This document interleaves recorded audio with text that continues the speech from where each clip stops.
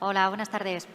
Esta última mesa es un poco complicada porque es justo las 2, la hora de antes de comer, pero bueno, vamos a acelerar para que podamos ir a comer a tiempo y daros las gracias por que estéis aquí y por vuestra paciencia, porque la última hora siempre es más complicada, así que vamos allá.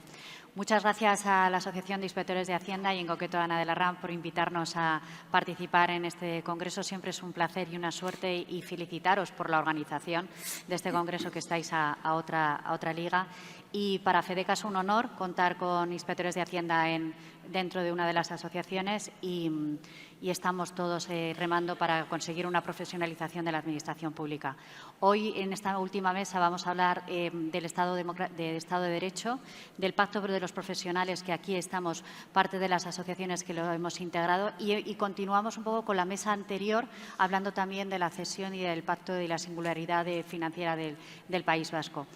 El Estado democrático de Derecho es un sistema político y jurídico que garantiza que todos los ciudadanos políticos y funcionarios estemos sometidos a la ley y al derecho, garantiza la separación de poderes, del poder legislativo, ejecutivo y judicial, y lo vemos como su importancia, que está consagrado en el artículo 1 de la Constitución española, cuando dice que España es un Estado social y democrático de derecho que propugna como valores superiores la libertad, la justicia, la igualdad y el pluralismo político. Su importancia no solo es en España, sino también en la Unión Europea, donde se refleja en el artículo 2 y donde garantiza esa seguridad jurídica, esa igualdad y esa legalidad, que viene conectada también con nuestro sistema tributario español, donde en el artículo 31, que todos lo sabéis muy bien, donde señala que todos hemos de contribuir al sostenimiento de los gastos públicos y que está basado en el principio de igualdad, en el principio de progresividad y que nunca tendrá alcance confiscatorio. Para todo eso y para garantizar que el Estado sea democrático y que esté sometido al imperio de la ley, tenemos los funcionarios y el Poder Judicial. En los funcionarios, como el artículo 103, que nos garantiza que estemos sometidos que servamos con objetividad los intereses generales y que actuemos siempre de acuerdo con los principios de eficacia, jerarquía, descentralización, coordinación y completo sometimiento a la ley y el derecho. Y ahí los jueces y fiscales también, en el artículo 117, garantiza que la justicia emana del pueblo y se administra en nombre de jueces y fiscales independientes, inamovibles, responsables y sometidos únicamente al imperio de la ley. La mesa anterior hablaba de la competencia exclusiva del Estado en determinadas materias para garantizar la igualdad, para garantizar la seguridad jurídica y para garantizar que todos estuviéramos sometidos a las mismas reglas. Y ahí el artículo 149, 1.1, garantiza que la regulación básica, tanto en el incumplimiento de los derechos como en los deberes, debe ser competencia del Estado para garantizar una igualdad. Y eso enroca también con la cesión del 100% de los impuestos del IRPF al País Vasco. En segundo lugar, también en materia de Hacienda y de deuda del Estado, del número 14, en la legislación básica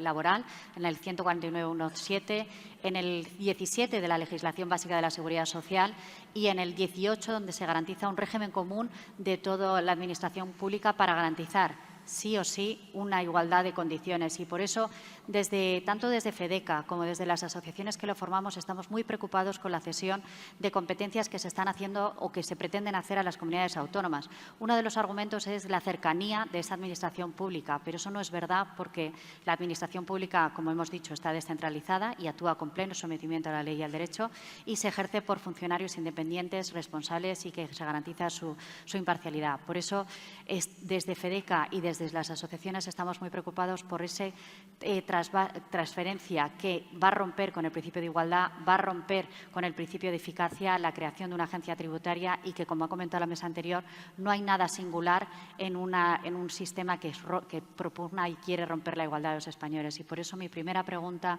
es para introducirlo del cupo catalán y introducirlo y presentaros a Elisa de la Nuez, que es abogada del Estado en excedencia, es secretaria de la Fundación Hay Derecho, y querría preguntarle, desde su perspectiva como abogada del Estado, como garante de la ley, ¿qué opinas de la transferencia y de la cesión de esa competencia al País Vasco? A Cataluña. Es que a nosotros nos van a ceder la gestión económica de la sociedad. Bueno, lo primero, muy brevemente, dar las gracias a la Asociación de Inspectores de Hacienda por la invitación a estar hoy aquí y a los que han aguantado hasta esta última hora. Y sí, lo quiero poner en relación con la situación del Estado de Derecho en España, porque creo que tiene mucho que ver.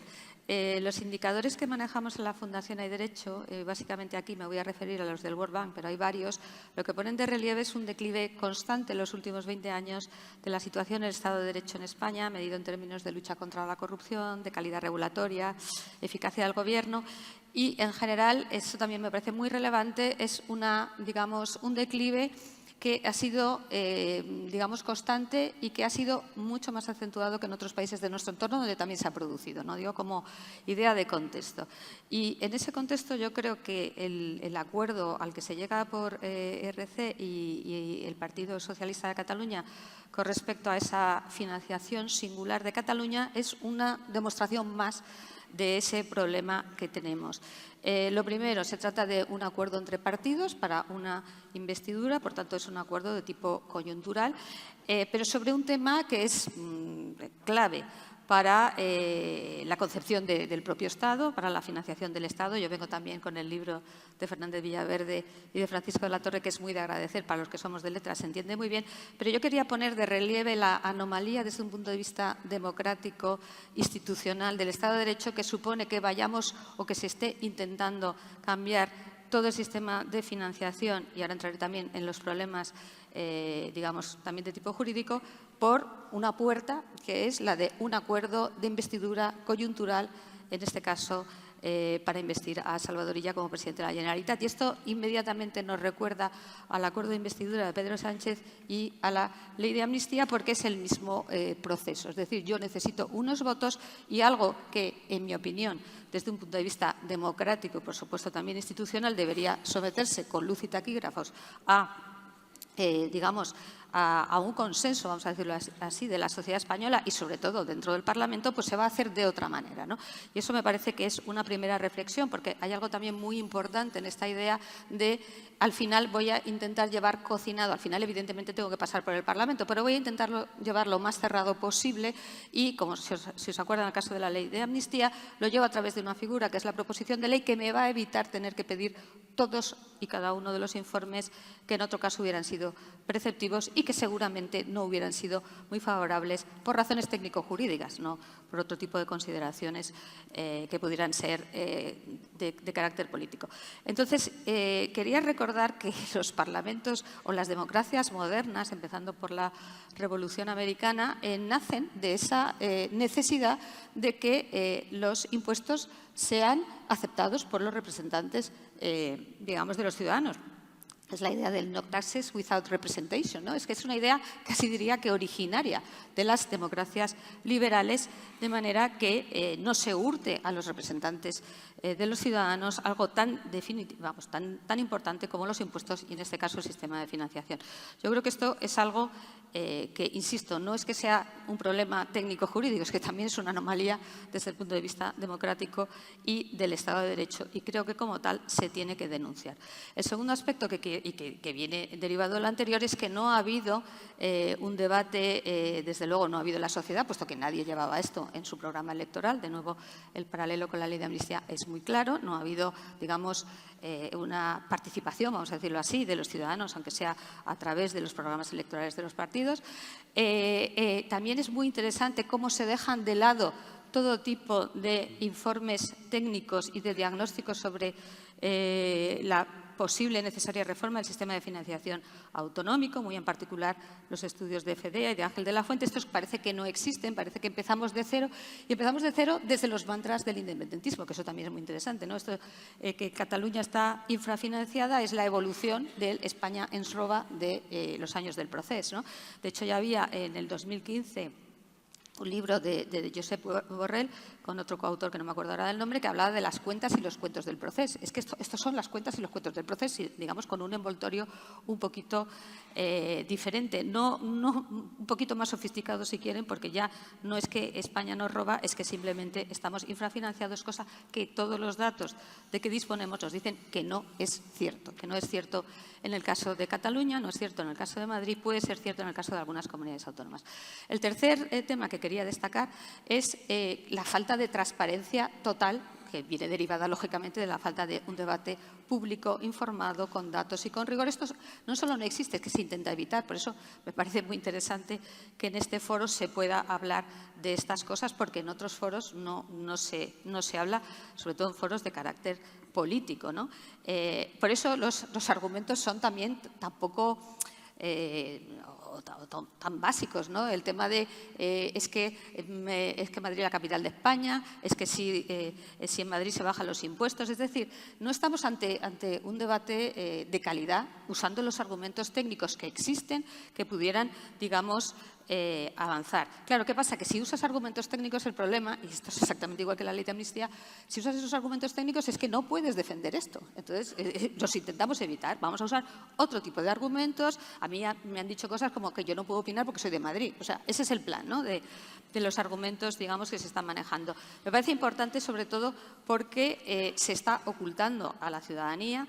Primero, porque es un asunto muy técnico. Segundo, porque es un asunto donde hay muy poca transparencia. Se le están ocultando, digamos, la existencia de datos que son números, ¿no? Eso también me parece importante. Los números tienen tendencia a poder ser menos manipulados que otras cosas. Y se está hurtando un debate informado a la sociedad que tendría mucho que decir. Cuarto, y con esto voy terminando, creo que además se está tratando también de una forma muy infantil a los pocos ciudadanos que puedan tener un cierto interés, porque al final lo que se les está diciendo es no se preocupen los ciudadanos de Extremadura, no se preocupen los ciudadanos de Andalucía, que sí que se preocupan, como se ve el problema que tiene la ministra de Hacienda, que es candidata en Andalucía a presidir la Junta con este tema, porque obviamente la gente piensa, esto no nos va a venir bien. Pero en el fondo el argumento es, no se preocupen que habrá dinero para todos. Va a haber más dinero para Cataluña, pero también va a haber más dinero para que se mantengan los servicios públicos esenciales en las comunidades autónomas más pobres. Es decir, yo creo que todo esto no hay forma de sostenerlo desde un punto de vista democrático, desde un punto de vista económico, desde un punto de vista de rigor y, por último, y de verdad que ya termino, Ana, desde un punto de vista constitucional, porque tú lo has citado, tenemos el artículo 2 de la Constitución, tenemos el artículo 138, tenemos el artículo 2 de la LOFCA, que en todos ellos es esencial el mantenimiento del principio de solidaridad interterritorial y no nos podemos engañar. Lo que quieren, en este caso, RC y otros partidos que apoyan, no es mejorar la solidaridad interterritorial, es intentar avanzar hacia un modelo, por eso lo llamamos el cupo, intentar avanzar hacia el modelo vasco y navarro, que es un modelo profundamente insolidario. Podríamos hablar mucho sobre el modelo vasco y navarro, pero creo que con esta idea, en el fondo, lo que estamos buscando es, digo, desde el punto de vista de los partidos que defienden este modelo, estamos buscando algo parecido al cupo navarro y vasco, porque es un chollo, lo digo así de claro, y ustedes saben más que yo sobre eso. Y, por tanto, en la medida en que nos acerquemos a eso, evidentemente vamos en detrimento de la solidaridad interterritorial, que está, como digo, garantizada constitucionalmente y, por cierto, también por la jurisprudencia del Tribunal Constitucional, por lo menos hasta ahora. Muchas gracias, Elisa.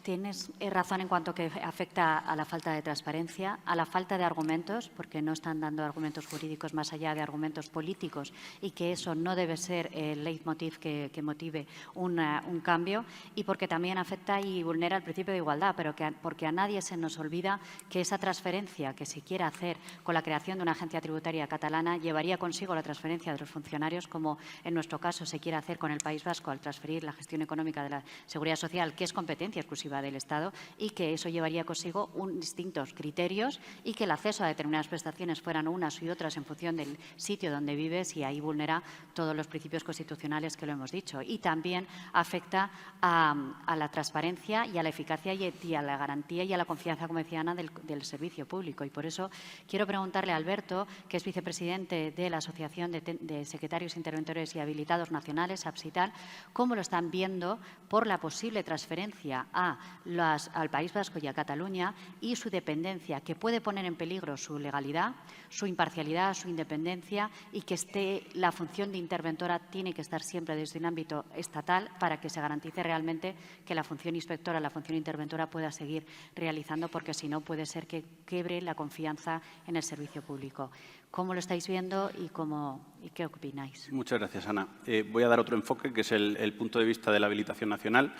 Para eso les contaré un poco en qué consiste nuestra función y qué relación tiene con el Estado de Derecho y en qué se están materializando las cesiones, también a través del pacto realizado en la Comisión Bilateral Gobierno y Generalidad. Pero antes sí que me gustaría agradecer a la Asociación de Inspectores la invitación, y en particular a Ana, que fue un gusto también tenerla en nuestro congreso el pasado mes de marzo en Málaga, y cuando me llamó para participar pues no pude decir que no, así que aquí estoy con todos ustedes. También un placer compartir mesa con Elisa y con Antonio. En el caso de Elisa, con una labor fundamental desde la Fundación Hay Derecho, que la semana que viene tiene sus 10º premios ya nacionalmente reconocidos, y además incorporan una nueva categoría que es fundamental y a nosotros nos afecta mucho y guarda relación con lo que voy a hablar, que es la categoría de premios WISH Denunciantes de la Corrupción, entre cuyos finalistas está una de nuestras asociadas que ha trabajado en la denuncia de la corrupción en las entidades locales. No es algo que pase todos los días, pero es habitual, porque los habilitados nacionales somos el primer dique de contención frente a la corrupción en las entidades locales. En estructuras administrativas pequeñas, donde ejercemos una labor de control, somos seleccionados por el Estado, pero ejercemos esa labor dentro de la propia estructura organizativa de la entidad local, y eso genera numerosas tensiones. Por tanto, ese reconocimiento, ya simplemente el hecho de ser finalistas, pues estamos muy agradecidos por ello y creo que es una labor fundamental. En el caso de Antonio ya coincidimos con ocasión de la presentación del Pacto de Profesionales en Defensa del Estado de Derecho en el Parlamento Europeo, con motivo o con la intención de trasladar las posibles consecuencias de la aprobación de una ley singular que pretendía excepcionar la aplicación de la ley penal para un caso concreto, para una persona que además estaba colaborando en la redacción de la norma. Ese fue el germen y el origen, pero eso también nos permitió, en el caso de los habilitados nacionales, empezar a hablar de la cuestión de la cesión de competencias, y que también hila un poco con lo que comentaba Elisa, cesión de competencias no fundada en argumentos técnicos o de un estudio pormenorizado y sesudo de cuál es el mejor servicio ciudadano, sino por meros cálculos políticos. Entonces, empezando por explicarles en qué consiste nuestra función, los habilitados nacionales ejercemos unas funciones reservadas que son las de secretaría e intervención. Son funciones que el legislador estatal, con encaje en el 149.1.18 de la Constitución, es decir, derivadas de las bases del régimen jurídico de las administraciones públicas que ha reconocido el Tribunal Constitucional, ejercemos funciones que básicamente se engloban en dos grupos, que serían de control jurídico y económico. Son funciones muy importantes y que además también tienen un importante papel en el control de la corrupción. Por ejemplo, en el caso del control jurídico, es obligatorio que exista informe dentro de la función de asesoramiento legal preceptivo, informe del secretario y no de cualquier miembro, cualquier funcionario propio de la corporación en materias tan delicadas como son, por ejemplo, la contratación pública. Debemos informar los procesos de contratación, los pliegos de cláusulas administrativas, si los mismos se ajustan a la legalidad, si admiten la pública concurrencia o si son restrictivos.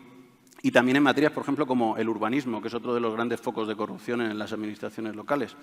Por tanto, pues eso genera tensiones, y el hecho de ser seleccionados a nivel nacional y que el alcalde, en su caso, no pueda ni nombrarnos ni cesarnos, es una garantía adicional de imparcialidad. Yo creo que eso es algo fácil de comprender. Junto a la función de control jurídico, otra todavía más delicada, si cabe, es la función de control económico. Ejercemos en labores de intervención la fiscalización, el control de ingresos y gastos, pero fundamentalmente la fiscalización de los gastos. Es decir, todo aquel gasto que realiza una entidad local va a pasar por el filtro de la intervención para saber si se ajusta a derecho, si entra dentro de lo que son las competencias municipales, o, por poner un ejemplo cualquiera, si se están destinando fondos para adquirir urnas para celebrar un referéndum ilegal. Entonces, todas estas cuestiones le corresponde fiscalizarlas al interventor. Por eso, ya desde el año 1924, la selección de los habilitados nacionales se realiza a nivel nacional. Es cierto que el origen de los habilitados y de los secretarios es más remoto, ya en los escribanos de concejo en época medieval. Posteriormente se recoge la figura en 1812 ya como secretarios de ayuntamiento, y en esa tensión entre el liberalismo y absolutismo en el siglo XIX, pues se preveía una selección de los habilitados a través de los propios ayuntamientos, de las propias corporaciones. Ya se vio que eso solo favorecía el caciquismo y el nepotismo, y que en definitiva no se elegía al mejor secretario, sino que el mejor se plegaba a las apetencias de control del cacique de turno. Y eso llevó a que, tras unos tímidos intentos reformistas de Maura, en el Estatuto Municipal de 1924 se incluyera la selección nacional, la creación de un cuerpo nacional por oposición. Desde 1924 hasta hoy, esto se ha mantenido así, salvo un breve periodo de tiempo entre 2007 y 2013 en el que se cedieron las competencias a las comunidades autónomas. En el 2013 se vio que el sistema autonómico no funcionaba. El establecer 17 regímenes de acceso con diferentes pruebas de acceso, con diferentes dificultades, con diferentes exámenes, algunos con ejercicio oral, otros no, algunos con exámenes lingüísticos como barrera de entrada, pues demostró que el sistema era ineficiente, inoperante, y en el año 2013 fue una de las pocas competencias que el Estado recuperó como consecuencia de la normativa de estabilidad presupuestaria y de la ley de racionalización. Pues bien, una vez recuperadas las competencias, en el año 2021 comenzó a negociarse con el Partido Nacionalista Vasco la cesión de las competencias de selección y nombramiento de los habilitados al País Vasco. Y fue a través de la Ley de Presupuestos que, a cambio, como también se comentaba antes, no por una cuestión de análisis de cuál era la mejor forma de cobertura de estos puestos o cómo se garantiza un mejor control interno de las entidades locales, sino una mera componenda política para lograr el apoyo en la Ley de Presupuestos. Como ya se anticipaba que la incorporación de una cesión competencial en la Ley de Presupuestos era inconstitucional, que efectivamente fue declarada inconstitucional porque la Ley de Presupuestos está para cuestiones presupuestarias y no para cesiones de competencias, se incorporó a un Real Decreto Ley, el Real Decreto Ley 6/2023. ¿Qué ocurre? Que este Real Decreto Ley tampoco es el instrumento adecuado porque no hay esa extraordinaria y urgente necesidad. Por tanto, estamos viendo cómo los peores vicios de una mala técnica legislativa son los que se han empleado para esta cesión competencial. Ante la previsión de que efectivamente el Real Decreto Ley se vuelva a declarar inconstitucional, ahora se incorpora en la Ley Orgánica 1/2025 de Servicio Público de Justicia, nuevamente con mala técnica legislativa, con una enmienda intrusa que nada tiene que ver con el contenido de la norma. Pues bien, está planteado un recurso de inconstitucionalidad y cuestión de inconstitucionalidad por el TSJ del País Vasco. Cataluña no quiere ser menos y, como consecuencia, y ya con esto voy terminando, como consecuencia de la comisión, del pacto en la comisión bilateral, también se ha incluido el compromiso de ceder las competencias a Cataluña, nuevamente no por una cuestión técnica, sino por una cuestión puramente política. Esta cesión va a materializarse o pretende materializarse a través de la ley de lobbies, que en principio era una ley blanda en la que podía obtenerse un apoyo grande de los dos principales partidos, y lo que se trata es de colar para ver si de esa manera pues pasa desapercibida. Y por eso nosotros pues tratamos de aprovechar cualquier foro como es este para denunciarlo. Y finalmente, una reflexión que comentábamos también antes de entrar, que es que estas cuestiones es verdad que no dejan de ser una crítica y una crítica que tiene cierta afectación en la esfera política, pero cuando en ocasiones a nosotros como asociación se nos critica por esto, lo que decimos es que tiene mucha mayor significación política el no decir nada cuando se están atacando los cimientos del Estado de Derecho y, en particular, la estructura de nuestro cuerpo, que es una garantía más dentro de los contrapesos y equilibrios que tiene nuestro Estado de Derecho. Gracias. Muchas gracias, Alberto. Por eso el Pacto por Profesionales en Defensa del Estado de Derecho quiere denunciar, y denunciamos en todos los foros, que lo que se pretende hacer es modificar el sistema de función pública, reducir y rebajar el nivel y basarlo quizás en criterios que no son más allá de criterios políticos o oportunistas. Y por eso enlazamos con el segundo bloque de nuestra mesa de hoy, que es el acceso a la función pública. En 1869, Benito Pérez Galdós hablaba en su libro de Miao que había que profesionalizar el acceso a la judicatura y que fuera realizado por jueces independientes y no nombrados, como comentaba Alberto, antes de 1924, que se crease el Cuerpo Nacional de Funcionarios, funcionarios que garantizarían la independencia, la imparcialidad y, por supuesto, que estuviéramos solo sometidos al imperio de la ley, porque, como comentaba Alberto, nadie puede controlar a alguien que puede ser nombrado o cesado por esa persona. Entonces, en aras de garantizar esa independencia e imparcialidad, tienes que estar protegido y amparado por el Estado para que tú puedas desempeñar tu tarea y tu función en tu municipio. En el año 2019 se comienza un debate en el seno de la Administración Pública de que es necesario modificar el acceso, y ahí desde FEDECA nos empezamos a mover a través de diferentes comunicados. En el año 2024 nos convoca el ministro y ahí estuvo Ana también en esa reunión, y el modelo que se pretende en el consenso por una administración abierta es un modelo que nos preocupa mucho, porque lo que se pretende es sustituir esos principios de igualdad, mérito y capacidad que han de estar basados en todo el sistema de selección, porque no solo es la selección, sino son los que van a garantizar esa confianza en el sistema y en los servicios públicos, y que ese servicio público sea de calidad. Y pretenden hacer una modificación que no ha tenido consenso, no ha sido abierta, no ha ha tenido la participación activa ni de FEDECA ni de las asociaciones que la hemos formado, y por eso hemos remitido cartas tanto al ministro como a la Secretaría de Estado de Función Pública, y por eso nos hemos hermanado con los jueces y fiscales, porque lo que pretenden hacer es borrar y vulnerar el artículo 117, que sean jueces y fiscales que no sean inamovibles, que no sean independientes y que no sean responsables y que no tengan otro motivo y principio fundamental que estar sometidos a la ley de derecho. Por eso queremos preguntarle a Antonio Roma, como vicepresidente de la Asociación de Fiscales, cómo están viendo esa modificación que se pretende hacer, y que estamos muy preocupados porque si vulneran la justicia, es que la Administración Pública vamos a ir detrás. Pues lo vemos con una enorme preocupación, Ana. Muchas gracias a todos. Y lo vemos con una enorme preocupación. Y me parece muy pertinente la referencia a Galdós, porque Galdós debería quedar en las bibliotecas, pero no, desde luego, en la actualidad. Efectivamente, es un sistema que surge, el sistema de las oposiciones. Y quiero marcar dos ideas. Primero, una defensa de lo que es el sistema de acceso por turno libre, por oposición. Precisamente por esta razón, porque rompe precisamente con esas cesantías galdosianas, con esas designaciones digitales, y porque efectivamente no está adaptado a los principios de igualdad, mérito y capacidad que se exigen para el acceso a la función pública. Pero sobre todo eso que surge a finales del siglo XIX para crear algunos cuerpos, luego menciono uno, efectivamente es un sistema que sobre todo ha ganado en consolidación y aceptación social. Este consenso del que estáis hablando yo creo que es mucho más allá del consenso de los actores de los que intervenimos en los cuerpos para hablar de toda la sociedad. Toda la sociedad entiende que cuando alguien saca una oposición es porque se lo merece, porque lo saca y porque hay una aceptación sobre el funcionamiento del sistema. Quiero decir que los sistemas de oposición, primero, todas las oposiciones son evolutivas, y son evolutivas porque se evalúan permanentemente y se adaptan, y tanto te aparecen como te desaparecen exámenes prácticos, tanto te aparecen como desaparecen requisitos de idiomas. ¿Por qué? Porque se adaptan a cuál es la función que deben prestar y, desde luego, en el equilibrio de cuáles son las condiciones del cuerpo de opositores que existe. Y este punto me parece importantísimo destacarlo.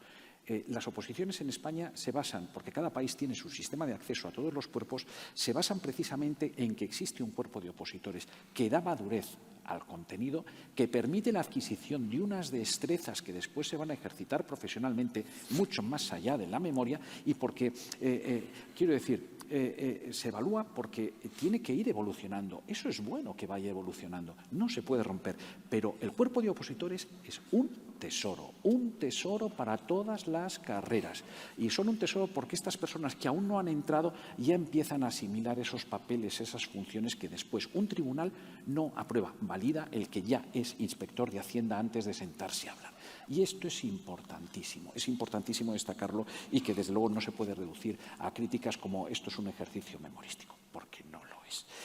Quiero decir con esto que esto lo que permite y lo que genera son que los cuerpos sean una garantía democrática de funcionamiento del sistema, de una democracia que no se agota el día que vota uno cada 4 años, sino que se basa en el mantenimiento y en el imperio de la ley, porque todos los cuerpos están al servicio de esos políticos que, lógicamente, tienen ese poder que asumen sucesivamente después de cada elección, después de cada cambio de gobierno, después de cada lo que sea.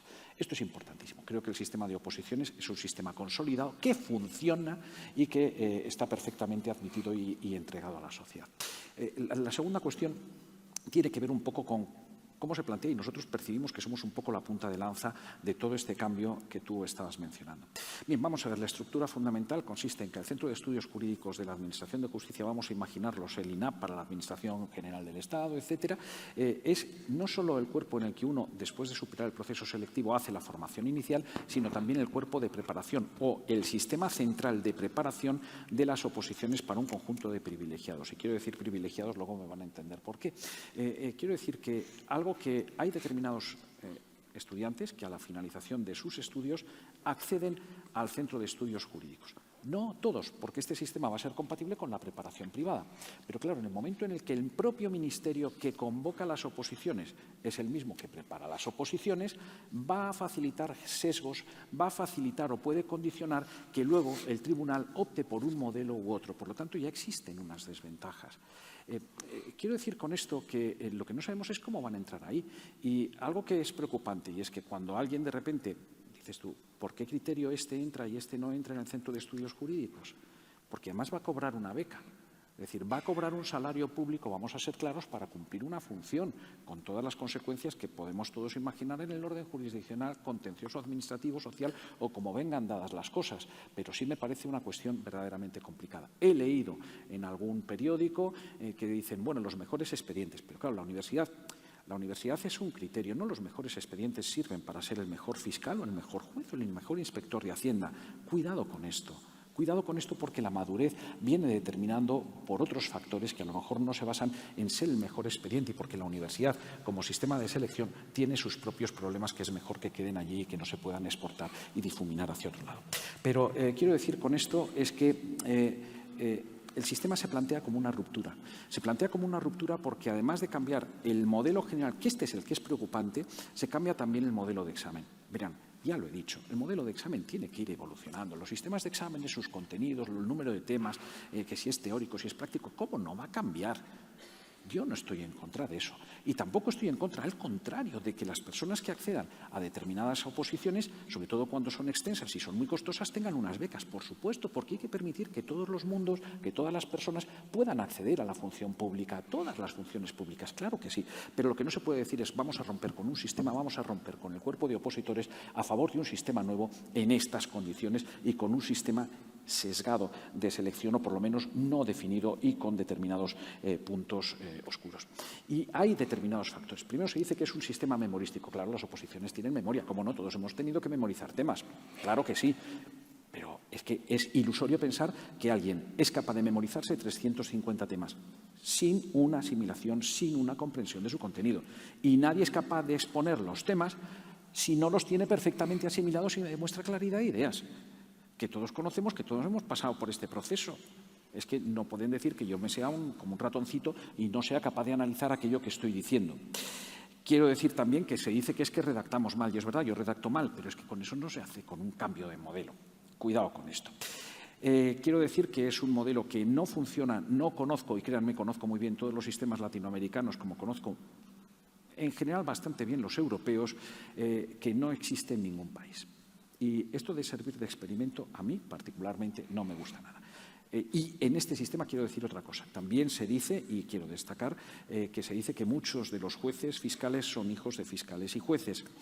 El Consejo General del Poder Judicial publicó una encuesta efectuada en el Centro de Estudios Jurídicos de la Administración de Justicia y solo un 5% de aquellas personas que han mamado en casa, yo soy hijo de juez, que hemos visto cómo funciona lo que es el servicio público, muchos de los que somos hijos de funcionarios, pues preparamos oposiciones porque es lo que vemos. Pero es lo que hay.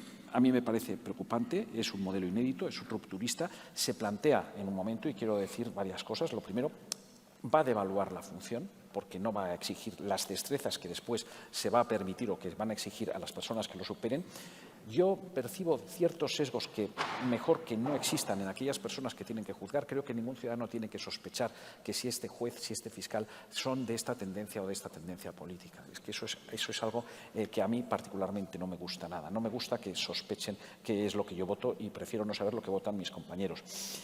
Se produce el anuncio en un momento en el que se producen unas denuncias muy fuertes de lawfare, es decir, se deslegitima, la misma semana que se deslegitima la función judicial, se están anunciando medidas y se está planteando que el Poder Judicial es un problema y que aquí tenemos la solución. No es bueno y, desde luego, lo que creo que no se puede hacer es destruir aquello que funciona. Por lo tanto, creo que hay determinadas cosas que a mí me preocupan y yo creo que esto es lo que ha motivado unas protestas muy generalizadas al margen del acceso de personas que son interinas, que han generado mucha protesta en el ámbito de la función fiscal y judicial.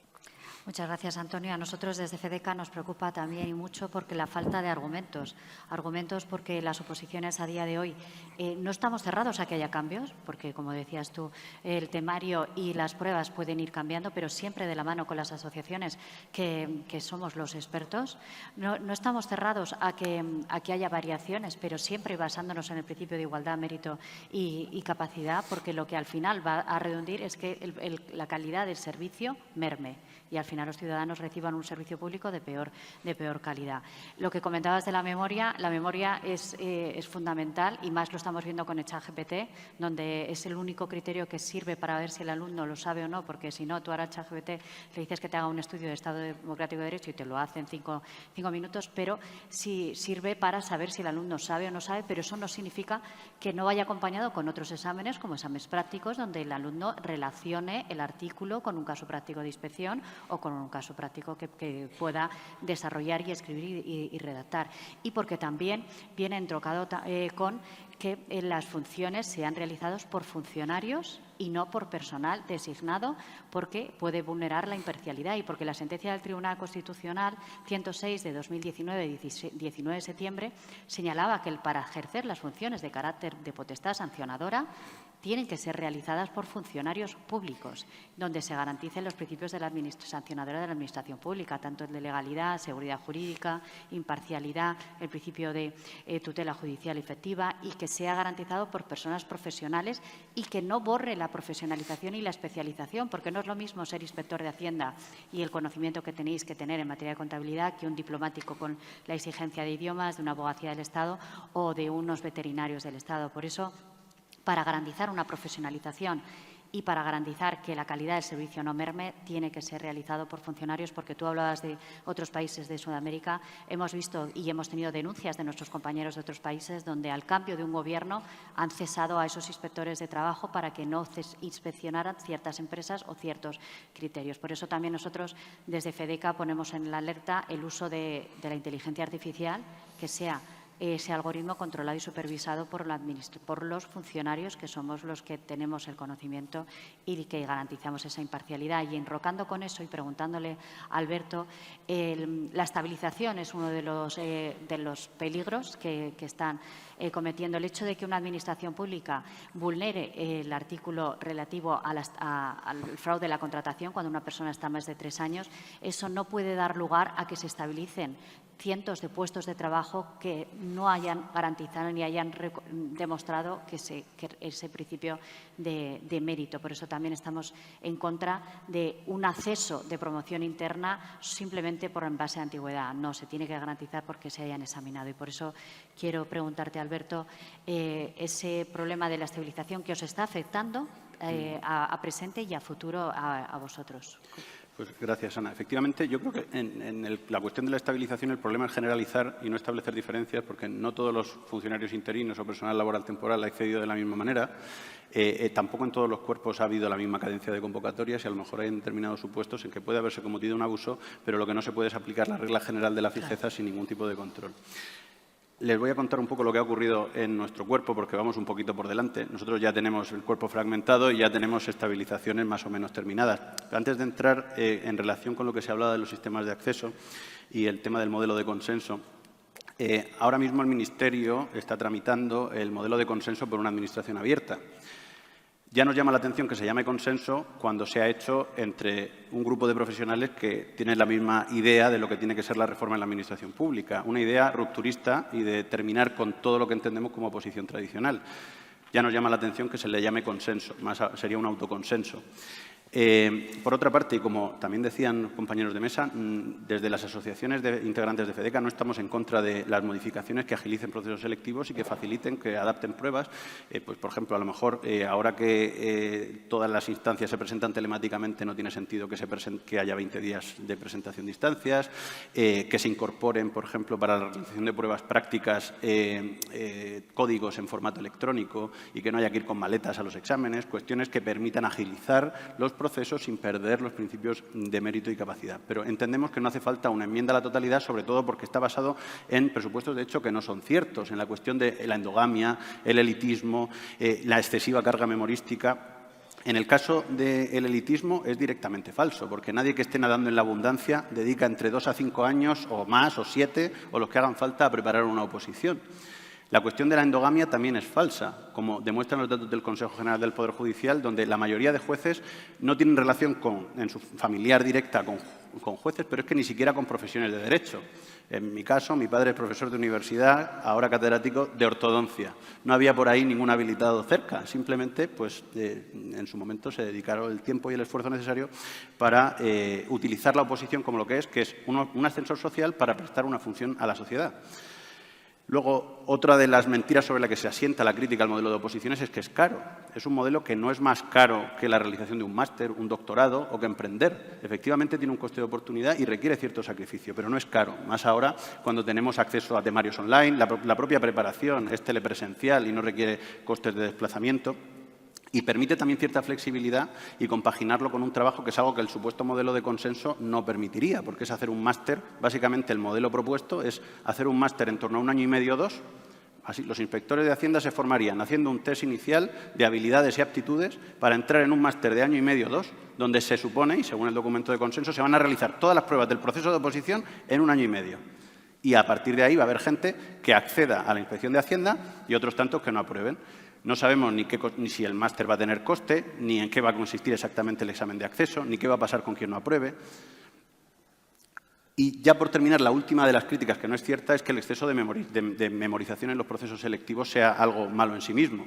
Memorizar es fundamental. Hay que tener los conceptos, hay que tener las ideas estructuradas de manera que puedas abordar marcos jurídicos y técnicos complejos. Y es necesario tener esa base. Efectivamente, se hablaba de la inteligencia artificial. La inteligencia artificial es una herramienta fundamental, pero como se llama cuando falla, la inteligencia artificial alucina. Y cuando alucina tiene que haber una persona formada detrás que tenga los conocimientos suficientes para poder saber cuándo se equivoca y para poder utilizarla con criterio.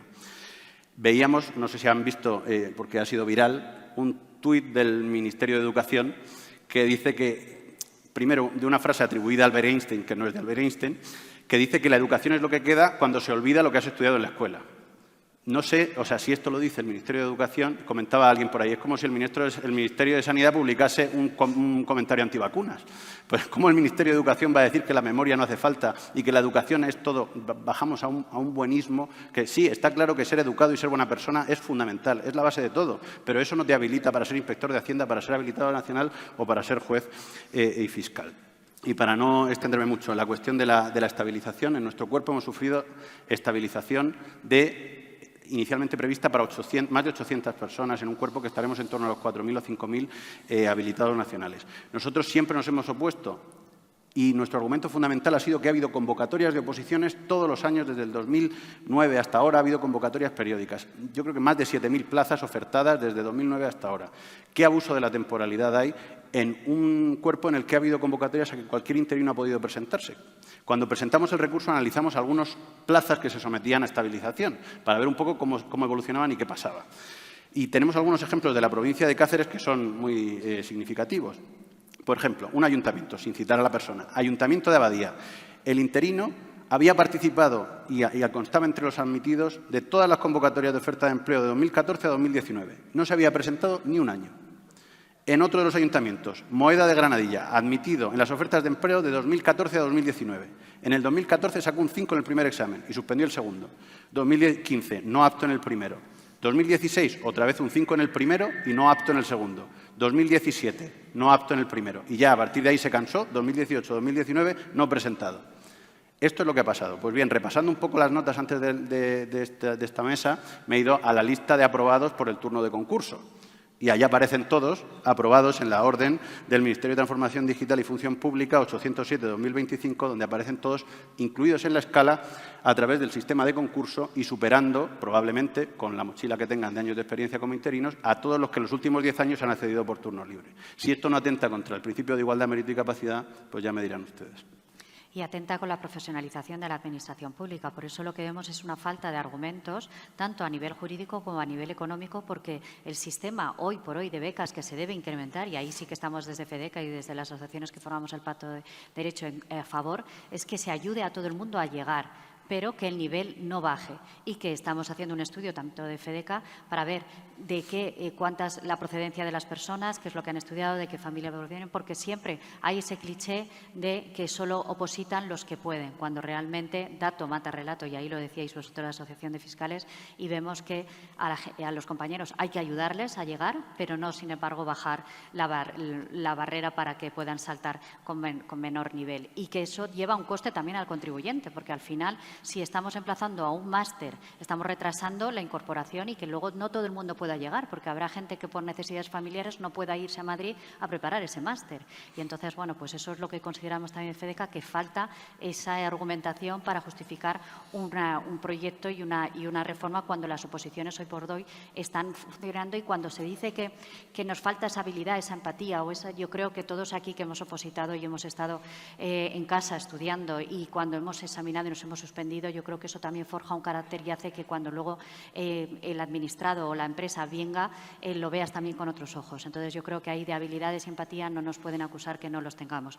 Y eso también conecta con lo que comentaba, que la educación tiene que ser la base de todo y es como lo que decía Nelson Mandela, que es el arma para cambiar el mundo. Entonces, no podemos basar una modificación de un sistema que no esté basado en la excelencia y en el mérito y en la capacidad. Y por eso, Elisa, y en la última ronda de rápida, para terminar, quería preguntarte cómo ves la profesionalización de la administración pública, qué garantías y qué tenemos que defender, porque nosotros desde FEDECA hemos defendido mucho el estatuto directivo que sea basado en profesionalización y basado en la excelencia. ¿Y cómo lo estáis viendo desde la Fundación aquí de Hay Derecho? Gracias. Sí, desde luego, y retomando el hilo, el tema de la función pública profesional y neutral como algo esencial en un Estado democrático de derecho, yo creo que lo tenemos que tener todo claro. Al final, la función pública profesional, técnicamente preparada, excelente, como decís, es, digamos, casi diría el principal contrapeso, digamos, al poder, en el sentido de que, por supuesto, están los jueces y fiscales,